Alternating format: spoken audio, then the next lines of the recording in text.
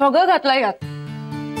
बडीशेप, सुपारी, ओवा, ज्येष्ठ मध घरीच बनवलेला आहे माझ्या आईनं. मस्त झालाय ग. मला खूप आवडतं ना म्हणून आईने पाठवलंय माझ्यासाठी. मला पण आवडतो, पण प्रमाणात.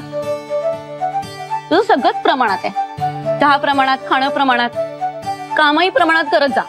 अति काम करतेस मग आम्हालाही करावं लागतं. जान्हवी, बरं ऐक ना, परवा तुझ्या घरी काही राडा झाला का ग?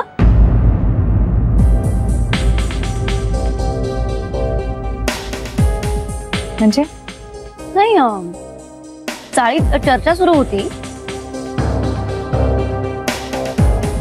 की पिंट्याचं लग्न ठरत होतं म्हणे. तेवढ्यात एक मुलगी आली जिच्याशी पिंट्याने ऑलरेडी लग्न केलेलं आहे. तुझ्या आईने त्या मुलीला घरातून बाहेर हकललं. खूप भांडणं झाली, राडे झाले. असं काय काय बोलत होते चाळीतले.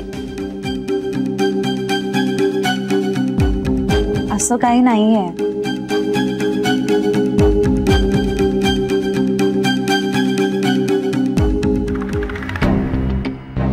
तेच मी म्हंटल, पिंट्याचं लग्न झालं असतं तर आम्हाला कळलं नसतं. त्यावरती नानी म्हणाली की तुझ्या आईच्या धाकामुळे पिंट्याने पळून जाऊन लग्न केलं. हे बघ, असं खरंच काही नाहीये. अगं पण तुझ्या घरी राडा झाला हे खरं आहे, कारण तुझ्या आईचा मोठमोठ्याने बोलण्याचा आवाज ऐकू आला आमच्या घरापर्यंत.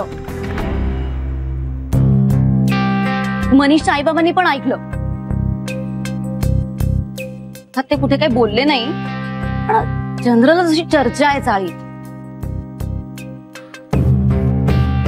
काय पण झालं काय आहे नक्की? म्हणजे पिंट्याचं नेमकं काय चाललंय सध्या? मी सांगते तुला नंतर सगळं.